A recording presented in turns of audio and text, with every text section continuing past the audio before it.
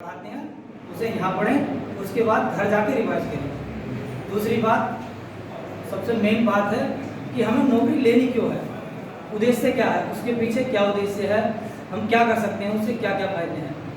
तो इसी के संबंध में बताना चाहता हूँ। नौकरी जो है खाली तुम्हारे लिए नहीं है, हमारे लिए, वो हमारे माता पिता का सम्मान है। जब हम कभी निकलते हैं घर से, और मैं तो बहुत छोटे परिवार से हूँ, गरीब परिवार से बहुत ज़्यादा, तो जब मैं घर से निकलता था, पिताजी मजदूरी करते थे, तो जब मैं निकलता था कहते थे अरे कहाँ पढ़ रहा है, इसकी कहाँ नौकरी लगेगी। बहुत बहुत दिल्ली लखनऊ वाले गए हैं लोग, जब उनकी नहीं लगी इसकी कैसे लगेगी, पढ़ाई के लिए बहुत पैसा चाहिए, बहुत चीज़ बचाई।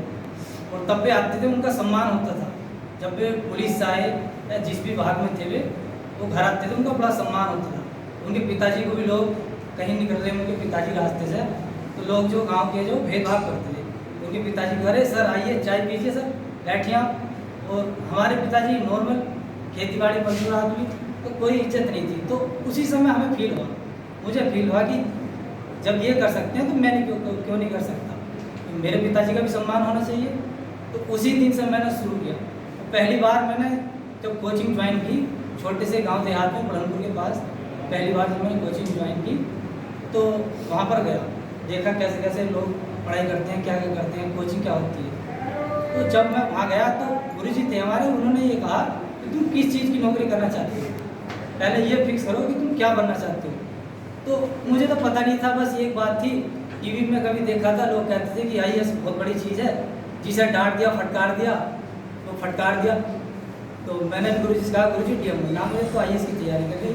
गुरुजी कह रहे बेटा आईएएस की तैयारी नहीं होती है, तुम जो है उस समय में, क्योंकि इस समय भी इतना पतला दुबला हूँ, उस समय तो 6-7 साल पहले तो वो भी पतला दुबला था।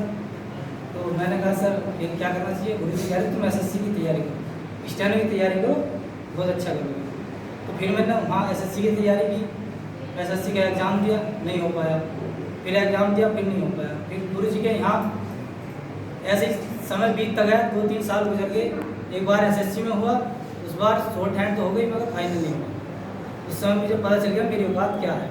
उसके बाद फिर मैंने दोबारा से इंग्लिश तैयार की, और इस बार मैंने सोचा कि आपके गुरुजी का नाम सुना था, राम सिंह गुरुजी का, बहुत प्रसिद्ध है, वो सबसे ज़्यादा स्टेनो जो है गुरुजी के सेंटर से।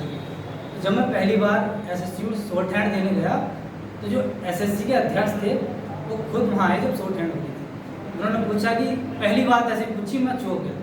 उन्होंने कहा कि राम सिंह सेंटर से कौन कौन बच्चे आए, हाथ उठा। हम तो आए थे तो हमें हाथ उठा लिया। गुरुजी कह रहे ये जो राम सिंह के बच्चे आए हैं ये खतरनाक है, शॉर्ट हैंड में बहुत एक्सपर्ट बच्चे, इन्हें अलग अलग बिठाया जाए, क्योंकि इनकी वजह से कोई और बंदा टीम ले या न करना। तो हमें अलग अलग बिठाया।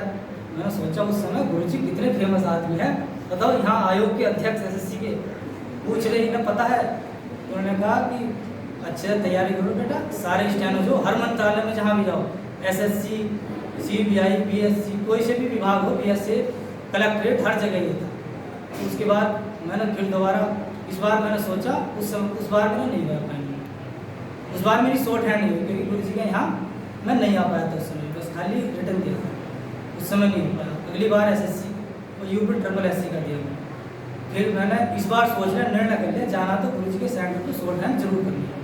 फिर मैं गुरुजी के सेंटर पर यहाँ आया शॉर्ट हैंड के लिए, स्पेशली शॉर्ट हैंड के लिए। शॉर्ट हैंड की गुरुजी के यहाँ अब ये लगा लो 6 महीने भी नहीं होते, 4 महीने हुए थे गुरुजी के यहाँ, 4 महीने हुए। और मेरी सबसे बेकार शॉर्ट हैंड थी एक तरह से। गुरुजी ने पहली बार आए, गुरुजी ने मैटर बोला तो मेरी 38 के आसपास गलती आई। गुरुजी ने 2 कमर में दिए कि तेज, बहुत तेज। अब मुझे पता चल गया, क्योंकि मैं उस समय समझता था मैं शॉर्ट हैंड में एक्सपर्ट हूँ। घर लिखता था, घर तो हर आदमी अपने आप को विद्वान समझता, तो मैं भी समझता था कि विद्वान हूँ।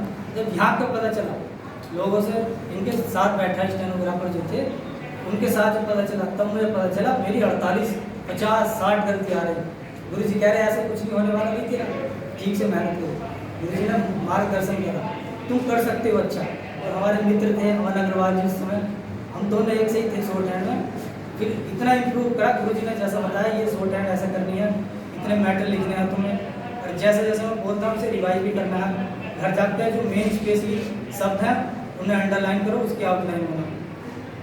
हमने यही रेगुलर अपनी तैयारी में रखा, और कहते हैं कि उस साल सबसे हार्डेस्ट वो खुली थी, शॉर्ट हैंड खुली थी यूपी ट्रिपल।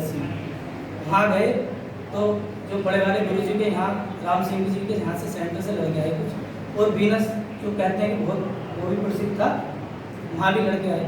तो वहाँ के लड़के जो हैं वो अपने अभिमान में थे कि हम स्पेशलिस्ट हैं। हमने भी सोचा हम भी गुरु जी के सेंटर से आए हैं पार्ट से, तो हम अब वहाँ के स्पेशलिस्ट हैं।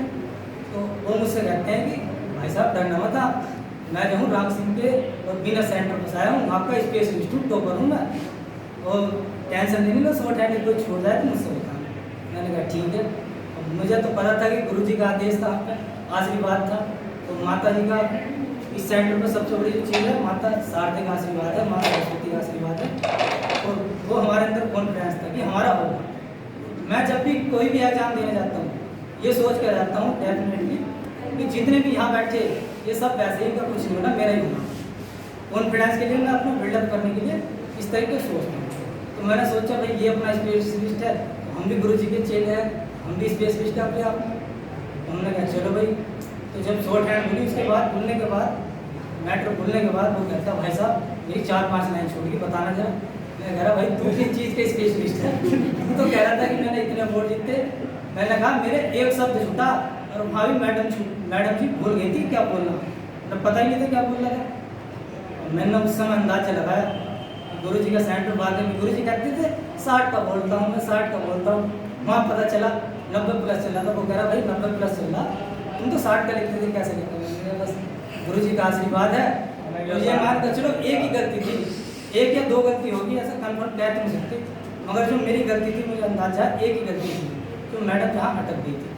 उसके बाद सिलेक्शन हुआ, गुरु जी का आशीर्वाद है, बस यही प्रक्रिया चलती रही और आगे भी गुरु जी का आशीर्वाद रहेगा तो हम आगे बढ़ेंगे।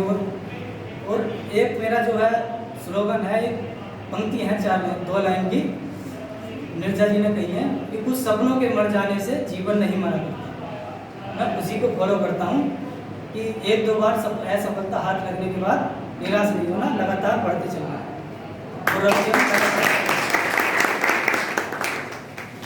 और दूसरी बात जो मैं आपको बताना चाहता हूँ कि नौकरी के क्या फ़ायदे हैं।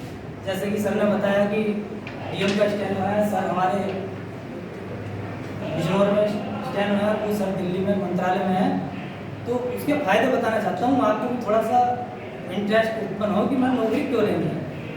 जब मैं पहली बार गया वहाँ डीएम साहब के पास, तो मैं ये सोचता था घर बैठते कि डीएम साहब क्या करते होंगे, किस तरीके से वर्क करते होंगे और कैसे कैसे लोग रहते होंगे वहाँ। तो मैं जब गया मैं सबसे पतला, बहुत पतला, क्योंकि अभी मेरा वजन 54 किलो है, बहुत पतला।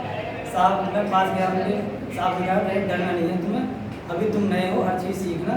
सर ने जब इतने बढ़िया हैं डीएम राजकमल जी हैं, बहुत बेहतरीन आदमी है, बहुत सुंदर भाषण देते हैं और मोटिवेटर बहुत ज़्यादा है। वो भी मध्यम परिवार से थे इसलिए। तो जब मैं गया उन्होंने मुझे अपनी गाड़ी में बिठाया, ये कह रहे मेरे साथ चलेगा। और मुझे इतनी खुशी हुई सर उस दिन कि डीएम मुझसे कह रहा मैं हाई स्कूल इंटर पास करके जाने वाला व्यक्ति डीएम के साइड में बैठ रहा गाड़ी में, जहाँ पर एसपी साहब बैठते हैं, बस केवल एकमात्र व्यक्ति और डिस्ट्रिक्ट जज मेरे पास बिठाया। कह रहे सर, अरे स्टैनो बाबू आओ इधर बैठो। मैंने कहा सर उसी गाड़ी, अरे यार तुम स्टैनो यार मेरे बैठो। उस दिन मुझे इतनी खुशी हुई, मुझे लगा कि सही बच्चों को तैयारी करनी चाहिए। आप IAS, मेरी ख्वाहिश थी कि मैं IAS बनूँ, मेरी ख्वाहिश थी कि मैं IAS बनूँ, मगर अब मुझे इस बात की खुशी है कि मैं एक IAS के साथ काम कर रहा हूँ। रेगुलर इतने अच्छे तरीके से करता हूँ, साथ में गाड़ी से चलते हैं तो बस ये लगा लीजिए आप। तो इसी तरीके से मैं आपको ये बताना चाह रहा हूँ, मैं अपनी खासियत नहीं बता रहा कि मैं कुछ अभिमान से इस तरीके से, मैं इस संबंध में बता रहा हूँ कि आपको भी अच्छा लगे। आप भी जब वहाँ जाके बैठो, बड़े बड़े SP साहब और CO साहब को जब फ़ोन करते हैं, हाँ SP साहब ने बुलाया 2 मिनट में आ जाइए, वो SDM सभी को कॉल करते हैं। डीएम साहब का नाम इतना कि केवल आ जाते हैं सर। मैं इंटर पास हूँ, IPS IAS है, सर करते हैं सर। ये मेरे लिए सौभाग्य की बात है कि इतने बड़े बड़े अधिकारी जो केवल स्टैनो की पावर है। हम यहाँ बैठते हैं, मेरी सीट है, मैं बैठता हूँ यहाँ, CMO साहब जिले के मालिक हैं, वहाँ बैठते हैं। वो कहते हैं सर से मिलना था। मुझसे कहते हैं उनका ग्रेड पे जो है 3 लाख 3.5 लाख है, वेतन उनका 3 लाख है, तो मेरा 30-35 हज़ार मिलने वाले। वो हमसे कहते हैं सर डीएम साहब से एक बार मीटिंग करा दीजिए। मुझे लगता है कि गुरु जी का आशीर्वाद है, स्टेनो वाकई में पावर है। इसीलिए मैं आपसे कहना चाहता हूँ शॉर्ट हैंड करिए, स्टेनो की तैयारी करिए, बहुत बेहतरीन तैयारी करिए, आपको पूरा सम्मान मिलेगा, सह सम्मान। प्रदेश में कितने भी मंत्री हो सभी से आपका संपर्क होगा, प्रदेश के हो केंद्र के हो, कोई भी एक से एक एक्टर आते हैं वहाँ पर, फिल्मी से जितने भी फिल्मिस्तान के हीरो हैं सभी वहाँ पर आते हैं। अभी कुछ समय पहले रेणुका पवार तो वहीं पर आती है, कहती हैं सर, जानते होंगे आप रेणुका पवार, एक हीरोइन है, हरियाणा की हीरोइन है, बहुत सारे और के नाम है, नेशनल कोच हैं, हॉकी के नेशनल कोच धर्मपाल सिंह, वो आते हैं कहते हैं सर ये हिसाब से परमिशन लीजिए।